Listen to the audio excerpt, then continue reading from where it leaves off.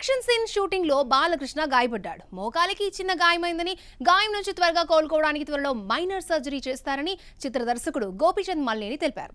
Rest తీసుకోవాలని doctor సూచించడంతో NBK 111 release మరింత late కానుంది.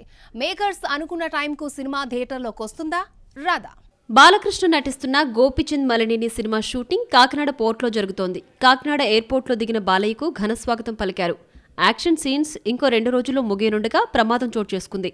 ప్రాథమిక చికిత్స అనంతరం స్కానింగ్ తీయగా మజిల్ టియర్ అయిందని, త్వరగా కోలుకోవడానికి చిన్నపాటి సర్జరీ అవసరమవుతుందని డాక్టర్లు సూచించారు. అభిమానులు ఎలాంటి ఆందోళన చెందాల్సిన అవసరం లేదని, త్వరలో కోలుకుని మళ్లీ షూటింగ్లో పాల్గొంటారని ఎక్స్ వేదికగా డైరెక్టర్ ట్వీట్ చేశాడు. బాబాయ్ త్వరగా కోలుకోవాలని అబ్బాయిలు ఎన్టీఆర్, కళ్యాణ్ రామ్ ఎక్స్ వేదికగా వేర్వేరు పోస్టులు పెట్టారు. త్వరగా కోలుకుని తిరిగి గర్జించాలని ఎన్టీఆర్ పోస్ట్ చేశాడు. తక్కువ టైంలోనే మళ్లీ యాక్షన్ మోడ్లోకి రావాలని కళ్యాణ్ రామ్ ఎక్స్లో రాసుకొచ్చాడు. ఎన్బీకే 111ను దసరాకే రిలీజ్ చేయాలనుకున్నా షూటింగ్ ఆలస్యం అవుతూ వచ్చింది. దీంతో సినిమాను డిసెంబర్ మొదటి వారంలో రిలీజ్ చేయాలని అనుకున్నారు.